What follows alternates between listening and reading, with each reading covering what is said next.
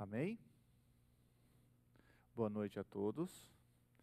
É um privilégio estar de volta para falarmos nesta noite a cada um dos irmãos que aqui está e também nos dirigir de forma alegre aos que nos assistem pela internet. Boa noite também a você.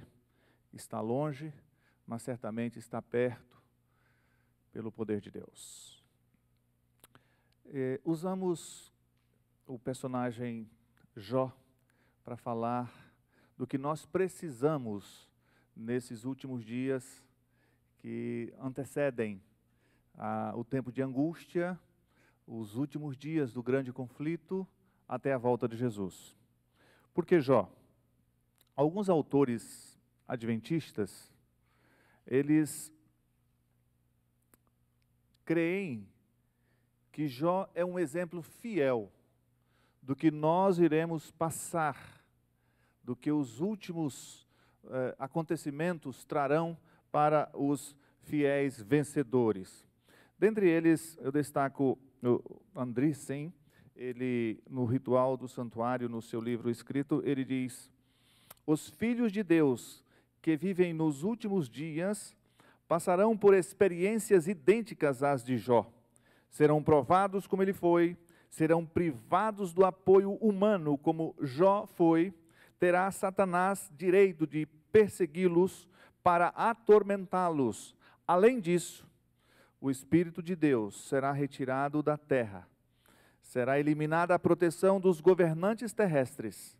O povo de Deus, nos últimos dias, estará perplexo, mas, como Jó, manter-se-á firme aqueles que tiverem o caráter semelhante ao de Jó. É interessante, sem aqueles atributos que Deus transfere aos seus filhos, nós não conseguiremos habitar na presença de Deus. De forma alguma conseguiremos. E eu quero de novo relembrar no capítulo 1, versículo 1, o que Moisés, como disse, creio ser o autor do livro de Jó, escreve no verso 1, por favor. Só mostra o slide seguinte. Isso. Havia um homem na terra de Uz, cujo nome era Jó, homem íntegro e reto, temente a Deus e se desviava do mal. Essa era a referência que Moisés fazia de Jó, mas ele copiou de Deus, porque no verso 8, agora é Deus falando a Satanás: observaste o meu servo Jó? Deus, ele declara que Jó era seu servo. Como eu gostaria que Deus fizesse uma referência como essa a meu respeito.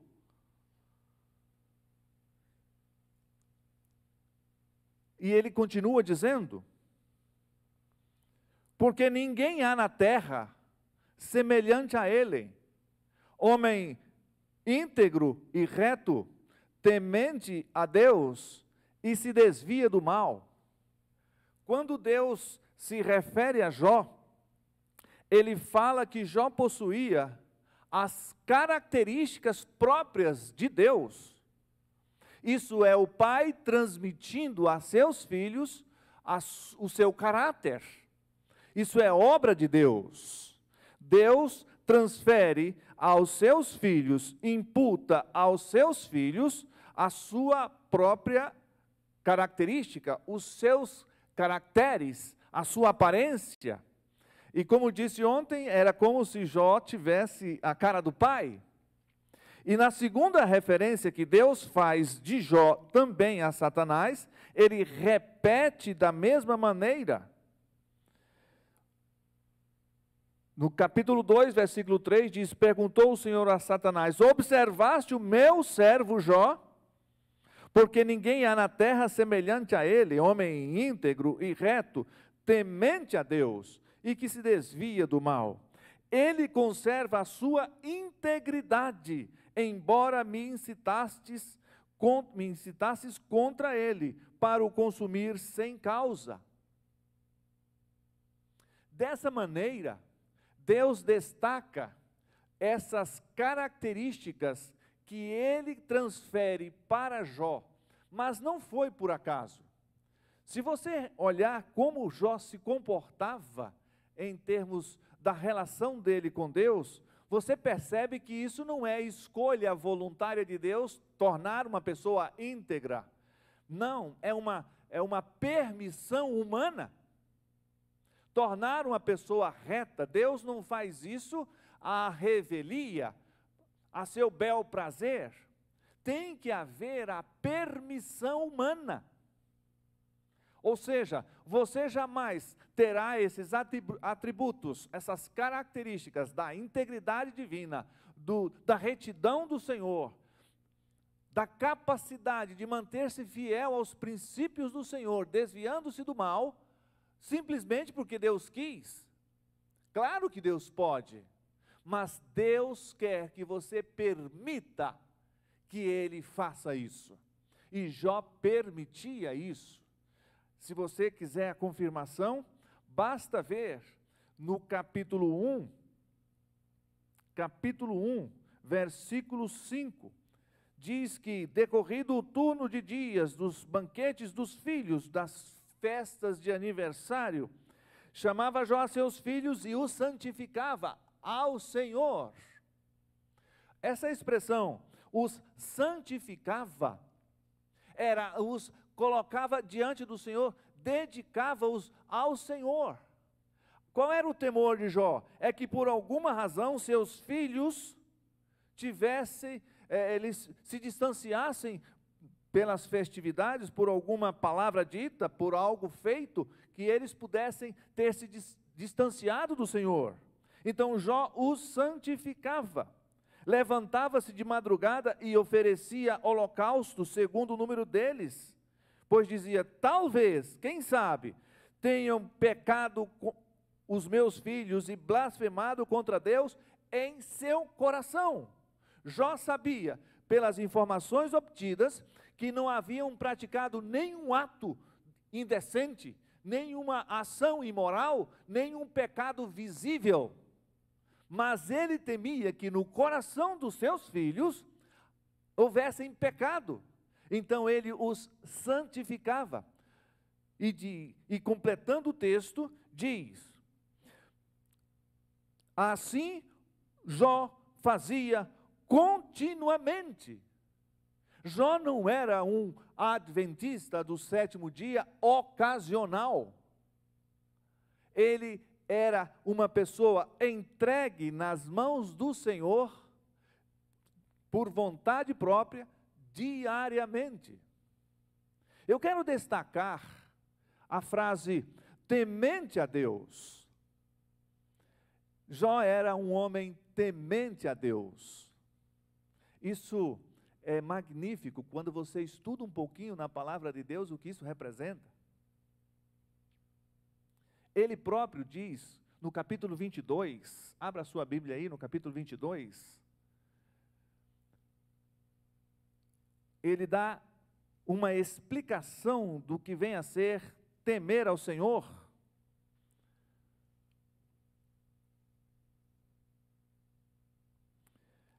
Capítulo 22 de Jó, ou melhor, 28 de Jó, verso 28. Capítulo 28, verso 28, o próprio Jó diz, e disse ao homem, eis que o temor do Senhor é o quê? A sabedoria, e o apartar-se do mal é o entendimento. Jó tem consciência que temer ao Senhor é sabedoria. Talvez foi nesse verso que baseou-se Davi, ao dizer no Salmo 111,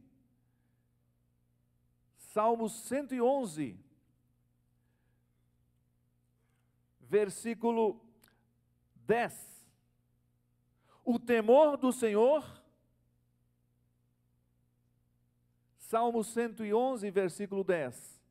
O temor do Senhor é o princípio da sabedoria, é a base da sabedoria, é o alicerce da sabedoria. Talvez Davi tenha se inspirado em Jó ao referir-se a isso. E com certeza, Salomão também inspira-se em Davi e em Jó, para repetir a mesma frase em Provérbios, capítulo 9, versículo 10, que diz, capítulo 9, versículo 10, o temor do Senhor é o princípio da sabedoria. Essa palavra temor, ela, no nosso mundo ocidental, ela tem um significado meio que negativo. Traduzimos muito essa palavra por medo, por horror. Mas no hebraico, no grego, esse significado é o último que a Bíblia aplica quando se refere a Deus.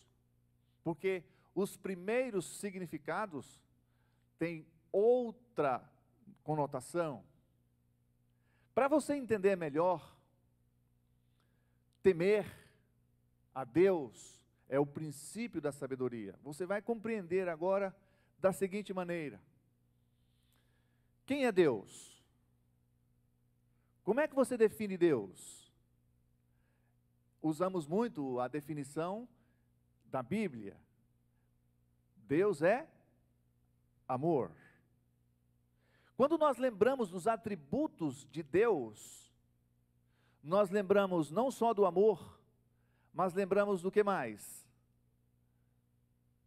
A sua onipotência. Lembramos também mais da sua onisciência. E também da sua onipresença.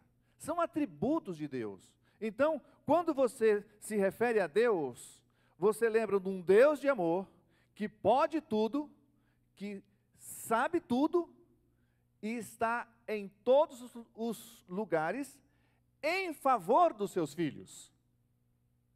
Então, quando Davi, Salomão, fala que o temor do Senhor é o princípio da sabedoria, é a base da sabedoria, ele está dizendo, quando você entrega a sua vida ao Senhor, submete-se a Ele, é o significado do temor do Senhor nessas expressões, submissão em amor a Deus, você está extremamente no caminho da sabedoria. Porque é claro, se você permitir que Deus cuide de você, que Deus te proteja, que Deus te guie, que Deus te oriente e te salve, você é extremamente sábio. Então, quando a Bíblia fala que Jó, ele temia ao Senhor, ela simplesmente queria dizer, por vontade própria, Jó escolheu colocar a vida dele nas mãos do Senhor, na direção de Deus. Ele não simplesmente era um afeiçoado por Deus. A história de Jó mostra claramente que ele cria em Deus e submeteu-se voluntariamente, por escolha própria, a Deus. Assim, nós também temos que viver. O temor do Senhor é o princípio da sabedoria. Não foi à toa que Salomão escreveu no livro de Eclesiastes, capítulo 12,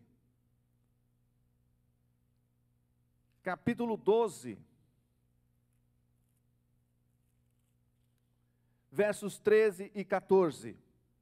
De tudo o que se tem ouvido, o resumo é, teme a Deus e guarda seus mandamentos, Porque este é o dever, isto é o dever de todo homem.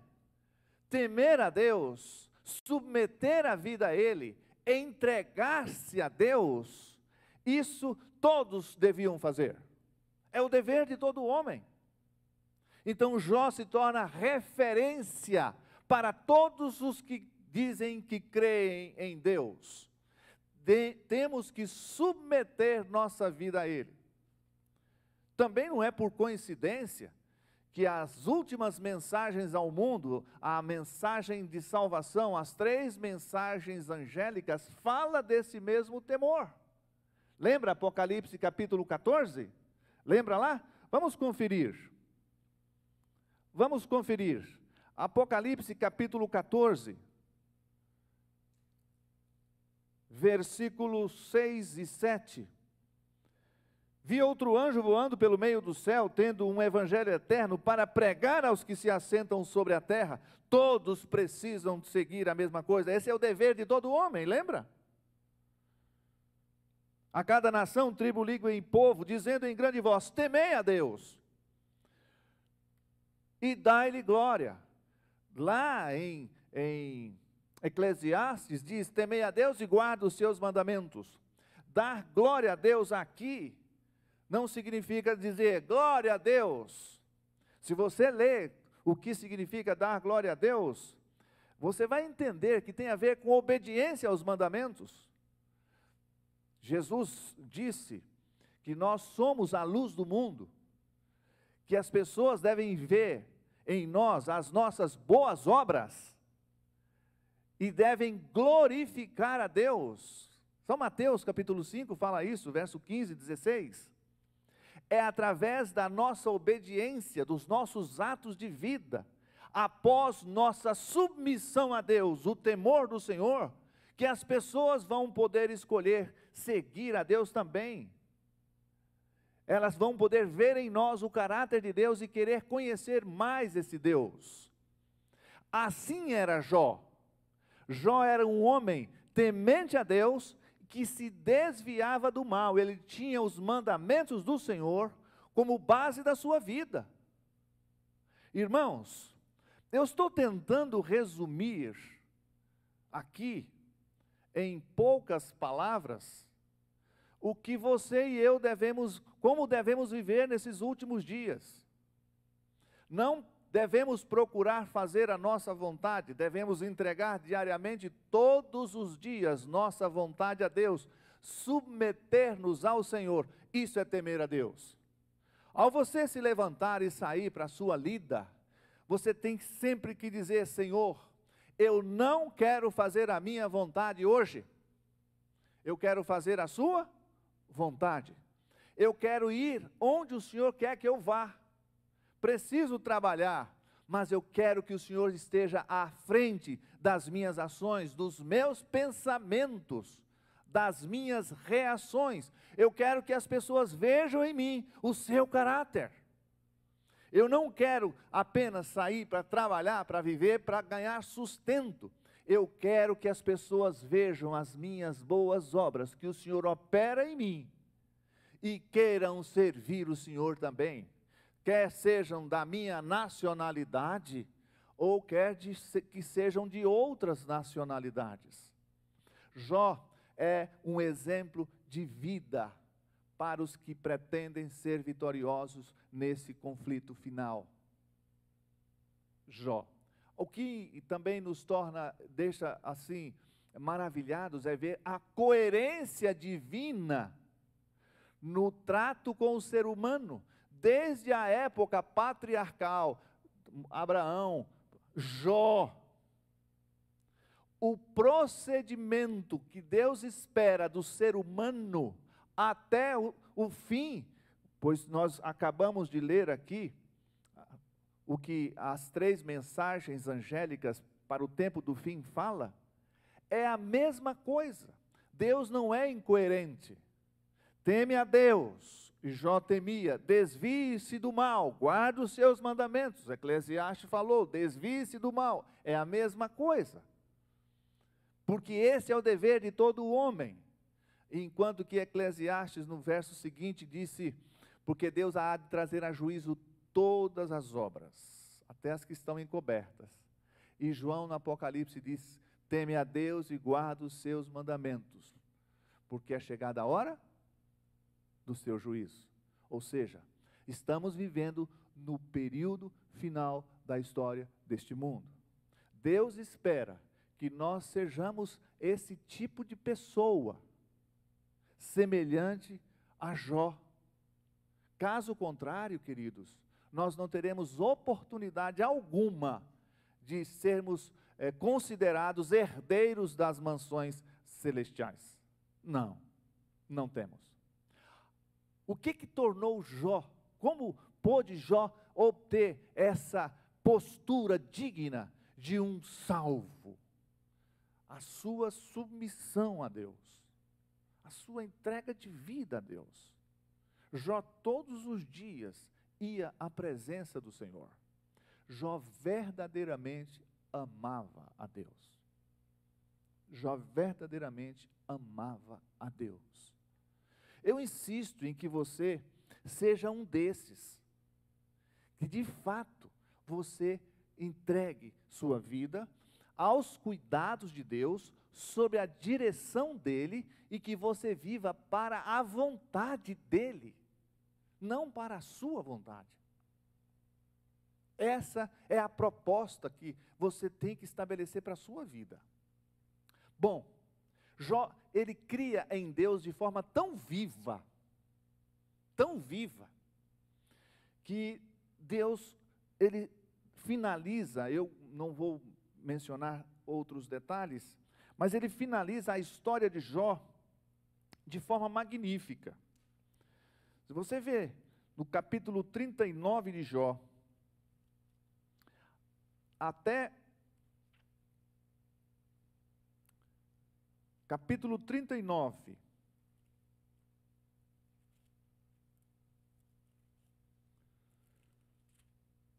até o capítulo 42, que é o capítulo final, foi quando Jó pôde ouvir Deus.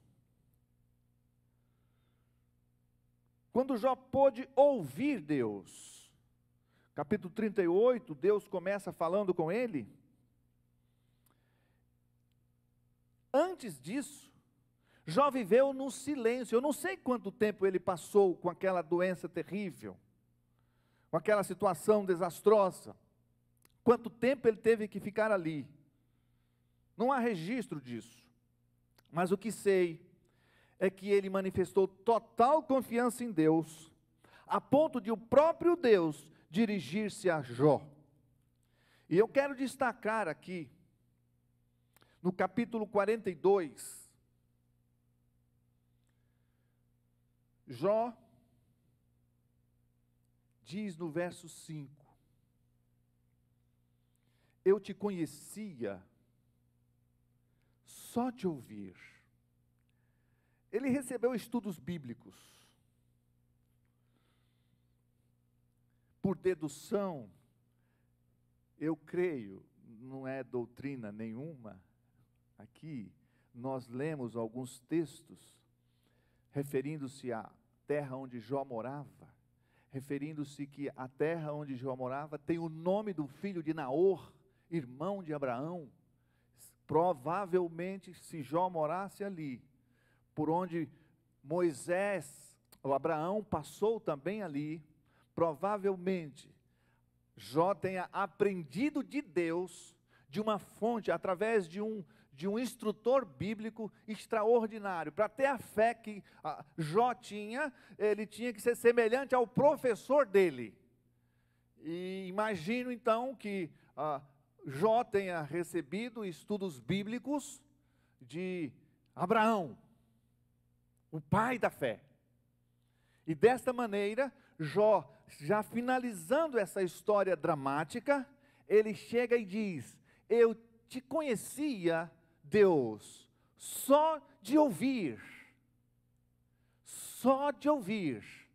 mas agora, Deus, eu te conheço porque eu te vejo. A experiência de Jó era viva com Deus, a ponto de dizer: eu te vejo. Eu não sei o que ele queria dizer com isso, mas eu sei que ele tinha olhos para ver, pela fé, se fosse necessário, a pessoa de Deus.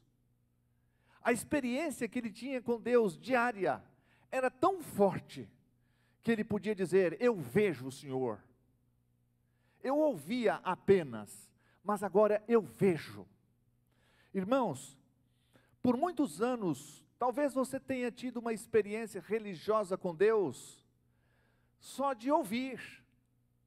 Alguém falou, eu li, mas a sua experiência com Deus tem que ser viva, a ponto de dizer: eu vejo o meu Deus.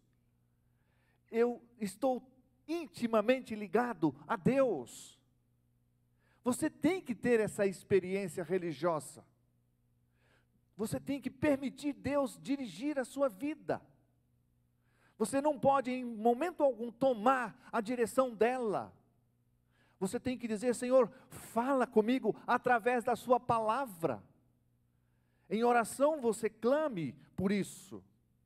Agora, o detalhe da intimidade de Deus com Jó era tão grande, que Deus, quando falou com Jó, conversou com Jó, Deus não consertou os problemas de Jó em falar com ele.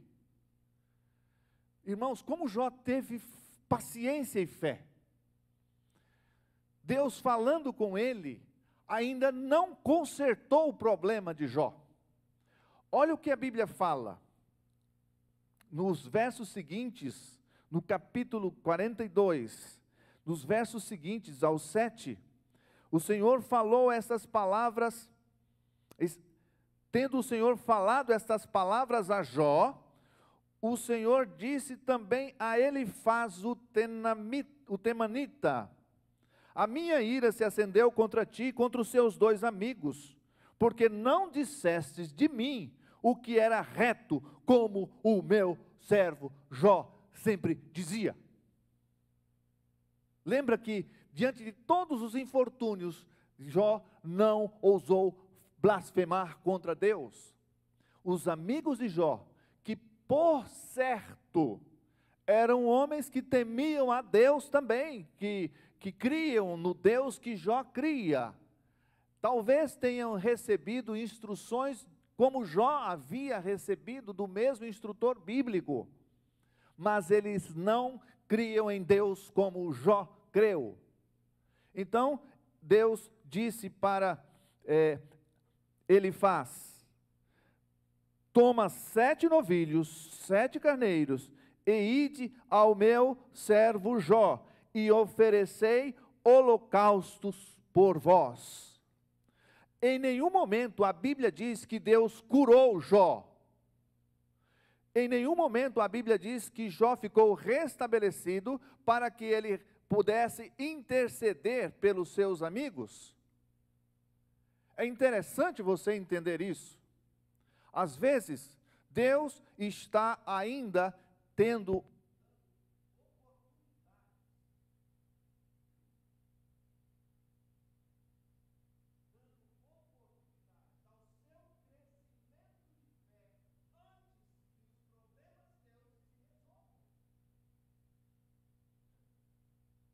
ok?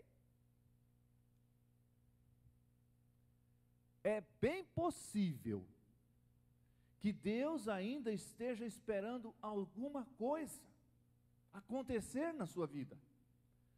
Eu fiquei pensando assim: por que Deus não curou Jó ali, para depois ele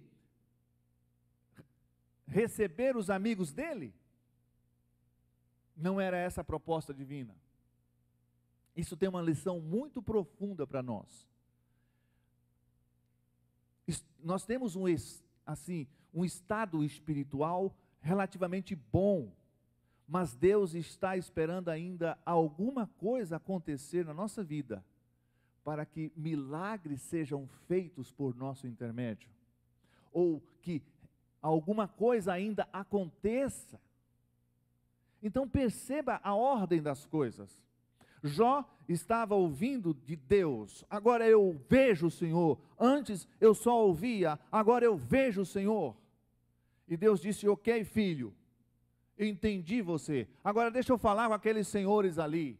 E foi lá, falou com um dos que os representava, ele faz: vocês fizeram errado. Vocês não disseram de mim o que o meu servo Jó dizia.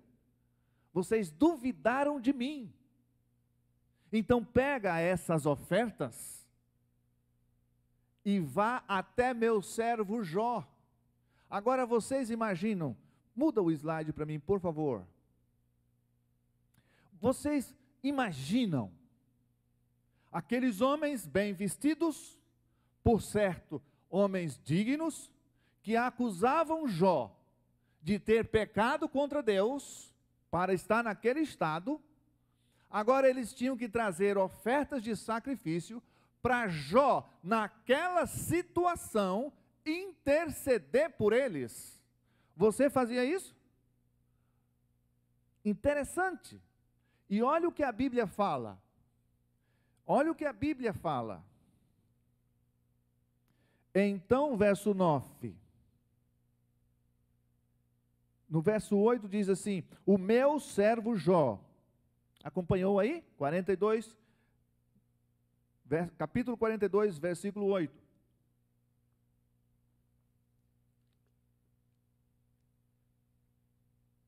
Diz: o meu servo Jó orará por vós, porque dele aceitarei a intercessão, para que eu não vos trate segundo a vossa loucura, porque vós não dissestes de mim o que é reto, o que era reto, como meu servo Jó.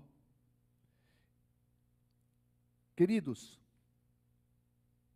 eu fiquei pensando, imaginando, se hoje aqui na igreja de Dallas, nós tivéssemos não um Jó apenas, mas centenas de Jós, desses Deus pudesse dizer: desses eu atenderei a intercessão. Jó não estava intercedendo por ele, no estado em que ele estava. Deus queria que Jó intercedesse naquele estado que ele estava, no estado triste, caótico, que ele intercedesse por seus amigos. Isso me ensina uma coisa: que você tem que esquecer de você mesmo. Jesus sempre disse: quando você faz a um destes meus pequeninos, a mim o fizeste. Queridos, pensa um pouco em Deus e nos nossos semelhantes. Eu tive um professor na faculdade de teologia, já falecido. O Ricardo conheceu muito bem, que foi professor dele também. Pastor Manuel Monteiro, homem de Deus. Ele dizia: você tem que primeiro, em primeiro lugar, fazer a vontade de Deus. Em segundo lugar, a vontade do próximo. Aí um colega meu perguntou: e a minha, quando é que eu faço? Aí ele respondeu: deixa que Deus cuida de você. Você não tem que se preocupar com a sua vontade, quando você estiver fazendo a vontade de Deus. Por quê, irmãos? Porque Deus cuida de seus filhos, apesar das circunstâncias, apesar da dor. A exemplo de Jó, eu fiquei martirizando muito tempo. Por que Deus não resolveu logo? Jó, você mostrou que você é fiel, então agora você está curado.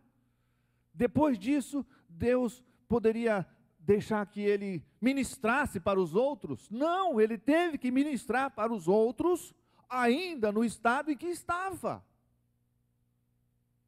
Ele queria realmente nos ensinar que diante de todas as circunstâncias ruins que puderem nos sobrevir, diante de todas elas, nós não podemos abrir mão de servir ao Senhor.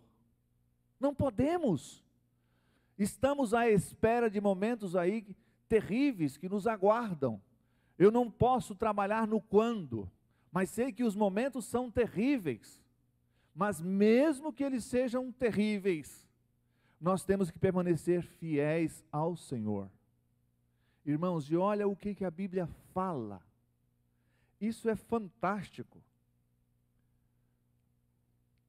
Capítulo 42, versículo 9. Então foram Elifaz, o temanita, e Bildade, o suíta, e Zofar, o naamatita, e fizeram como o Senhor lhe ordenara. E o Senhor aceitou a oração de Jó. Irmãos, é bem possível que o Senhor queira abençoar pessoas, e nós ainda não estamos nos colocando a serviço do Senhor, e essas pessoas estão à espera de alguém que interceda por elas.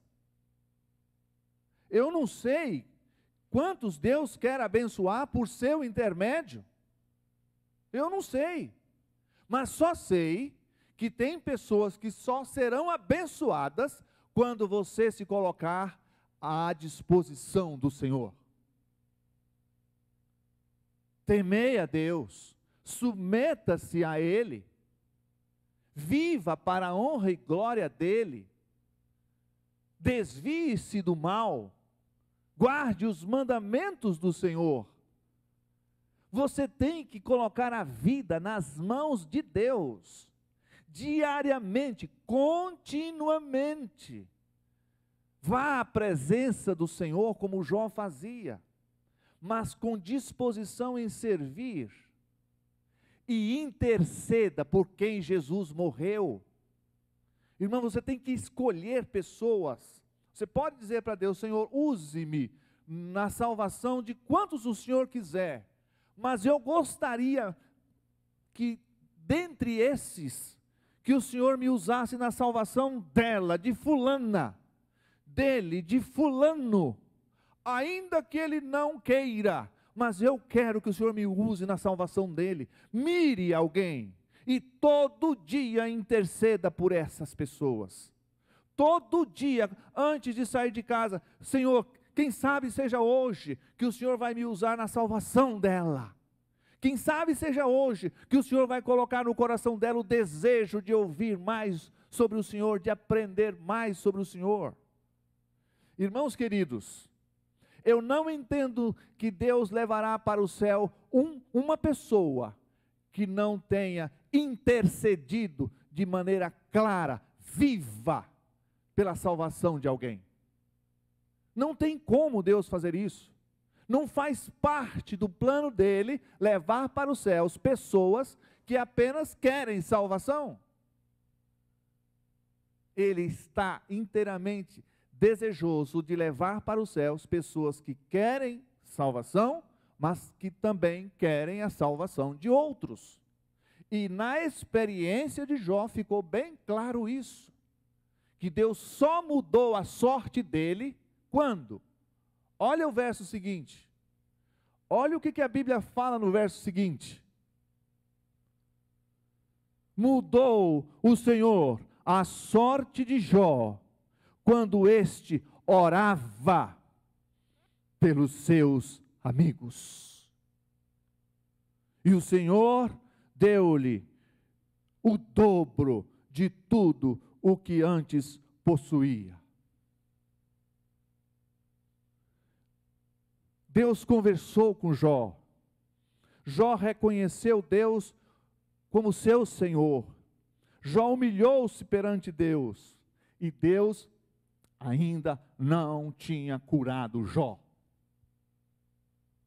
Só pôde fazê-lo quando Jó fez o que o Senhor gostaria que ele fizesse. O Senhor mudou a sorte de Jó. O Senhor restaurou a saúde de Jó só depois que Jó intercedeu pelos seus amigos. Isso você tem que aprender. Ninguém vai para o céu sozinho. Eu aqui quero parafrasear meu filho. Eu nunca usei expressões como esta que eu vou dizer agora. Mas o meu filho Brenner, ele em vários sermões, quando tive a oportunidade de ouvir, ou a mãe dele, a irmã, inclusive ela chegou a gravar essa fala dele: eu não quero ir para o céu sozinho. Se for para eu ir para o céu sozinho, o que ele dizia? Eu prefiro não ir.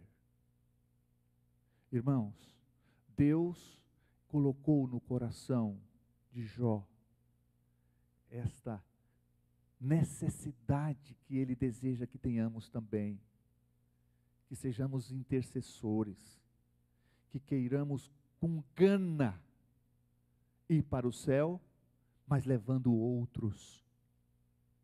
A sorte de Jó só mudou quando ele fez isso. E a Bíblia diz que Deus restituiu para Jó em dobro. É lógico que nós temos uma restituição muito maior.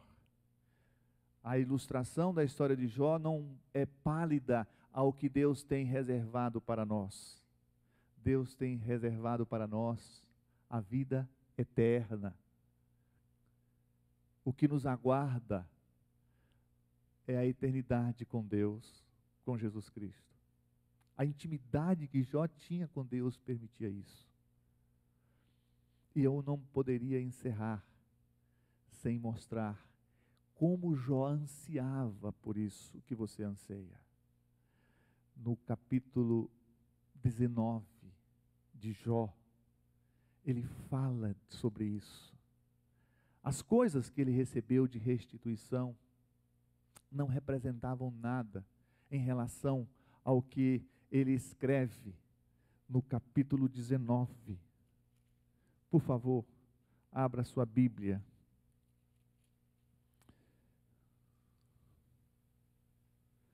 Versículos 25 até o 27.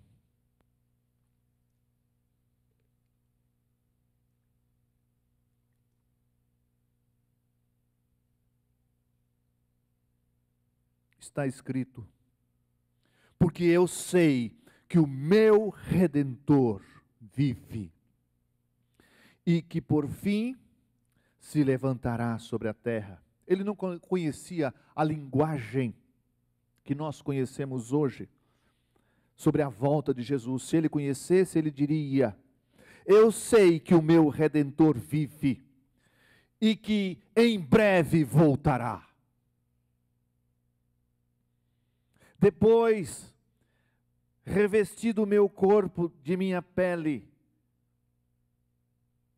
Se ele conhecesse, estivesse vivendo hoje, ou conhecesse a mensagem que hoje, a linguagem que nós conhecemos, ele diz: mesmo depois, quando morto, ressuscitarei e verei a Deus. Irmãos, Jó tinha uma fé tremenda.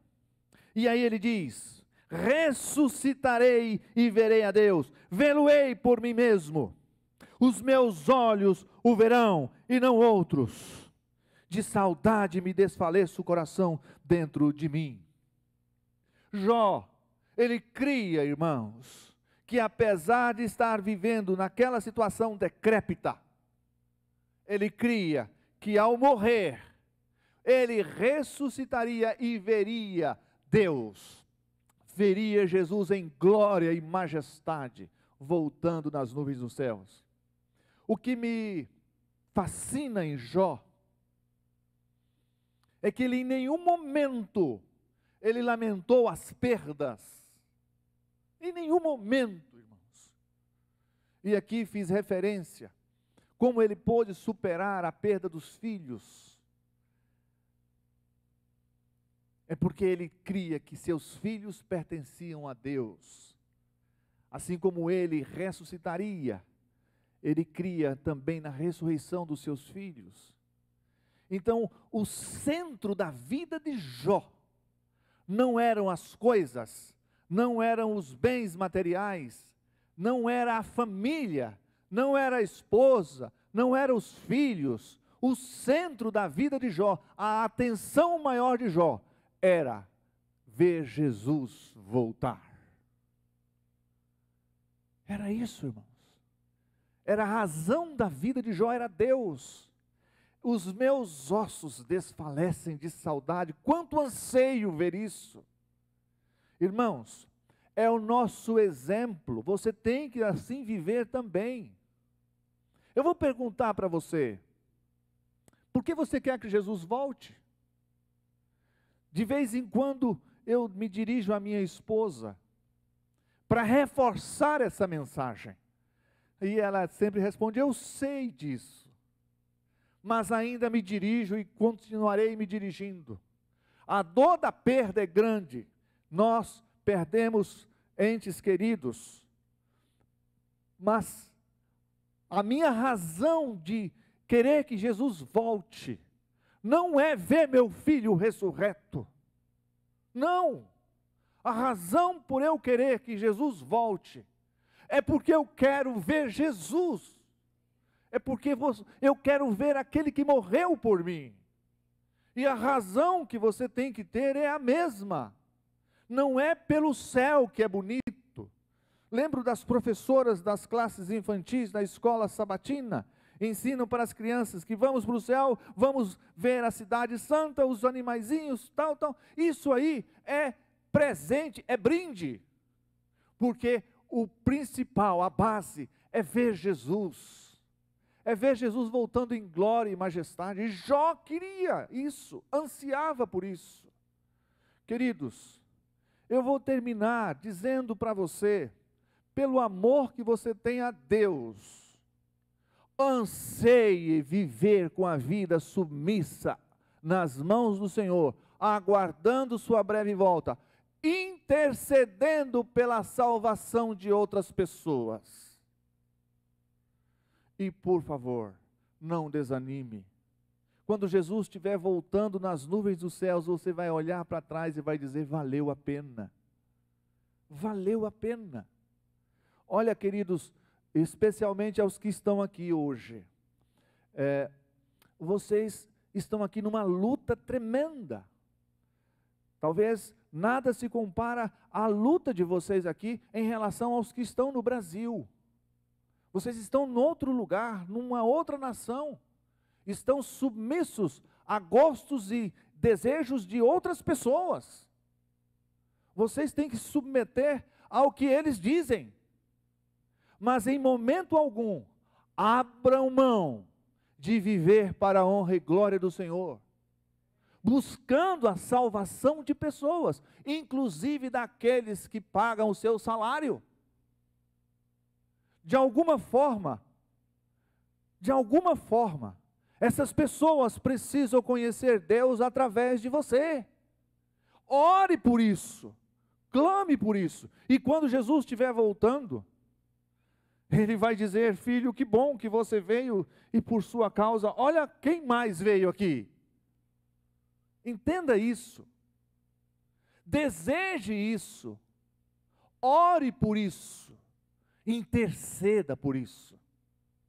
Queridos, eu não sei quando Jesus vai voltar, e nem quero fazer agouros aqui, mas eu quero que quando Ele voltar, você esteja entre os salvos.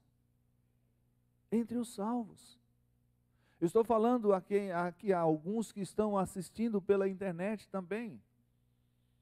Você não tem o direito de não ir para o céu mais. Você tem que se apaixonar por Jesus de uma forma extraordinária, como Jó. Você tem que ansiar pela volta de Jesus, como Jó disse, os meus olhos, os ossos estão secando de saudade. Você tem que ansiar, sabe? Se você não for, você vai maltratar Jesus de novo. Você já parou para pensar nisso? Nós pais não esquecemos de nossos filhos. Quando falo pais, eu incluo mães, viu? Por favor. Nós não esquecemos de nossos filhos. Hoje é que dia? Dia 8 de julho. Daqui 3 dias. Farão 6 meses. Que meu filho faleceu.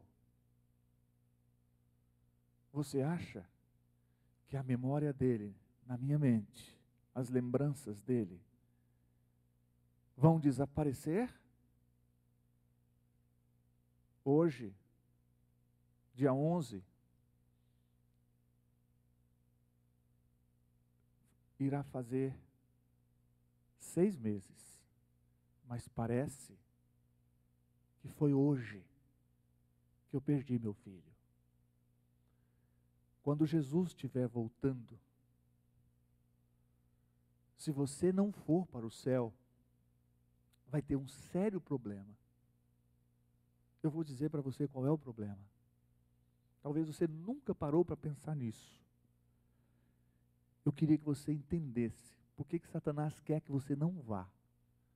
Por que ele quer que as pessoas que vivem ao seu redor também elas fiquem aqui na terra e se percam. Eu vou explicar isso com muita clareza. Satanás não tem nada a ver, assim, diretamente contra você. O problema dele é contra Jesus. Você é apenas um instrumento para magoar Jesus. Entendeu o que eu estou falando? É contra Jesus o problema dele. Ele tem ódio de Jesus Cristo. Esse conflito todo que está aí instaurado é por causa da inveja que ele tem contra Jesus. E você é a pessoa que Jesus mais ama nesse mundo. Você é o objeto do amor de Jesus. Por você ele morreu. E por você ele vai voltar. Ele poderia, se ele quisesse, mandar anjos buscar você. E dissesse assim, olha, vai lá, pega meus filhos e traga aqui no meu trono, em volta, e ficasse lá de boa, sentadinho, enquanto os anjos vêm buscar aqui e leva lá para o céu. Não, ele falou, eu vou pessoalmente buscar meu filho. Ele não precisava fazer isso. Mas ele pessoalmente, ele vem em busca de quem ele ama. Você e eu. Entende isso?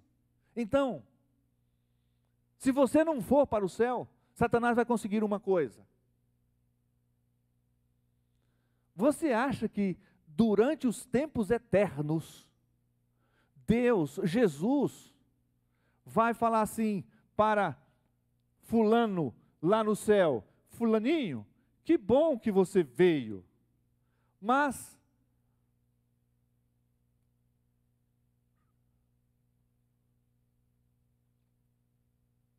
você veio no lugar de, como é seu nome? Rúbia. Rúbia não quis vir. O problema é dela. Mas você veio. Você acha que Jesus vai tratar assim a ausência de alguém? Pastor,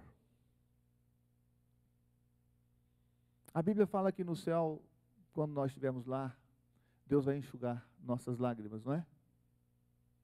Não vai haver mais pranto, nem morte. Não é assim, pastor? Mas a Bíblia não fala que Jesus não vai chorar. Irmãos, se eu, pecador e falho, com amor falho, se minha esposa falha, pecadora como é, minha filha, nós choramos de saudade por nosso filho que morreu, você acha que na eternidade Deus vai esquecer aquele que deveria ter ido e não foi? Pensa bem. Você acha que por uma pessoa só Jesus morreria na cruz do Calvário? E se essa pessoa não foi, você acha que Jesus vai esquecer essa pessoa? Então o que Satanás quer fazer? Que a maioria não vá, que você não vá, que as pessoas por quem você tem que interceder não vão, para que Jesus sofra na eternidade. Ele sabe que ele é um derrotado, ele sabe que ele não tem mais solução, ele sabe que o fogo está determinado para ele, que ele vai ser carvão, mas ele sabe que se alguém não for, vai machucar o coração de Jesus. A saudade vai existir, sabe, Tadeu? Então você não tem o direito de não ir para o céu para magoar Jesus. Você não pode. Jó, ele sabia que ele queria o seu Redentor. Ele queria ver o seu Redentor, estar com ele. Você também tem que querer isso. Irmãos, você não pode, na eternidade, pela sua ausência, magoar Jesus. Você não pode. Você tem que dizer, Senhor, eu vou, eu quero estar com o Senhor, eu quero te abraçar, eu quero te abraçar, eu quero te beijar. Claro que eu quero também fazer isso com meu filho, mas eu quero muito mais fazer isso com Jesus. Queridos, o que vale nesse mundo para você ficar aí recalcitrando, ficar aí meio que balançado, sem uma fé definida? O que tem nesse mundo? Nada. Então levante-se e diga, Senhor, eu quero ver-te voltando em breve, em glória e majestade. Eu quero viver para a tua honra e tua glória. Como Jó, eu quero ver o meu Redentor. O Senhor é o meu Redentor. Eu quero viver para o Senhor hoje e por toda a eternidade. Você quer isso? Então nós vamos cantar o hino 480. Eu vou conduzir esse hino, não precisa o grupo de louvor vir aqui à frente. Esse hino é uma oração de entrega. É uma oração de entrega.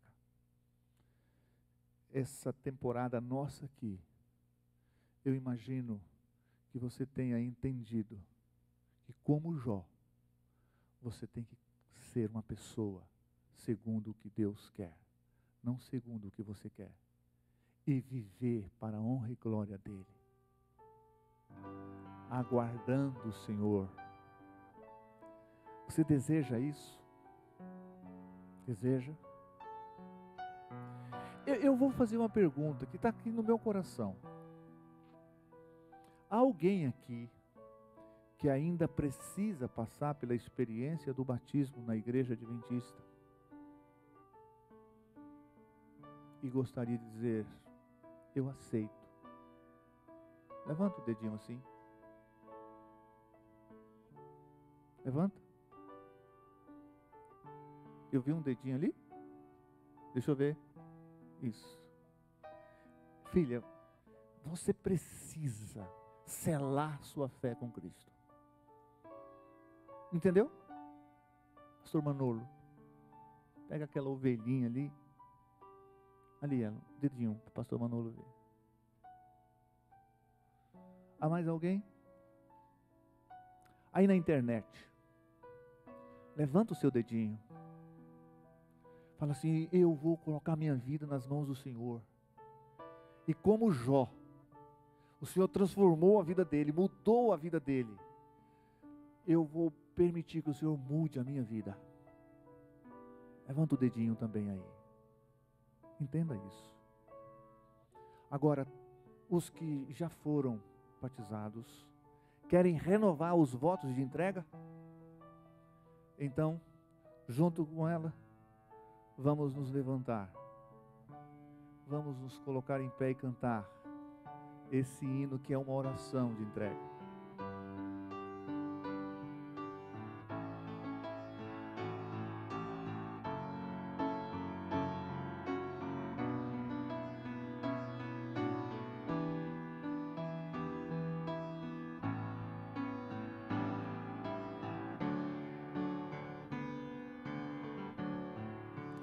Em tuas mãos, em tuas mãos, quero, ó Deus, me colocar em tuas mãos. Vem mostrar-me, ó Senhor, teu carinho e teu amor, meus temores vou depor em tuas mãos, em tuas mãos, em tuas mãos. Quero, ó Deus, me colocar em tuas mãos. Essa é minha oração, ter a vida em tuas mãos. Toma, pois, meu coração em tuas mãos.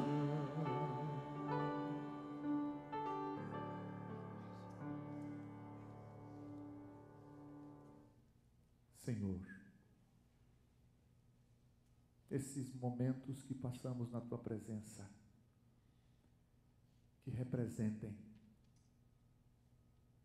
todos os dias da nossa vida até a volta de Jesus. Não permita que nossa fé desfaleça, ó Senhor. Então quebra nosso orgulho, nossa vaidade, nossa autossuficiência e implante em nós a retidão de Cristo, a justiça dele, e santifique-nos para a tua honra e tua glória.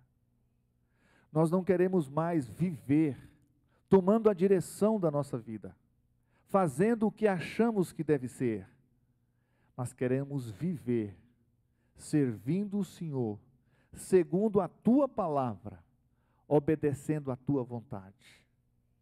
Pai, toma estes e todos os que nos cercam em tuas mãos. Faça em nós a tua vontade. E, ó Deus, que por nosso intermédio,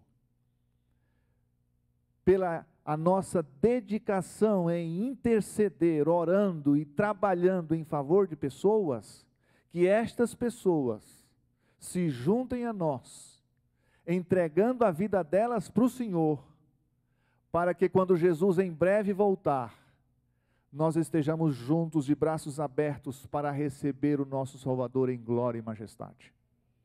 Senhor, não queremos viver nesse mundo sem que o Senhor nos dirija. Por isso, toma a nossa vida agora em tuas mãos. E nos eleve, Senhor, diariamente a uma atmosfera espiritual pura, santa, dedicada a Ti, de tal forma que ela influencie os que nos cercam, para também Te seguir e Te servir, e assim que juntos caminhemos firmes até a volta de Jesus. Que da nossa vida possa transbordar salvação aos que nos cercam. Continue com esses irmãos aqui. Continue com todos os seus familiares, onde estiverem, em nome de Jesus. Amém.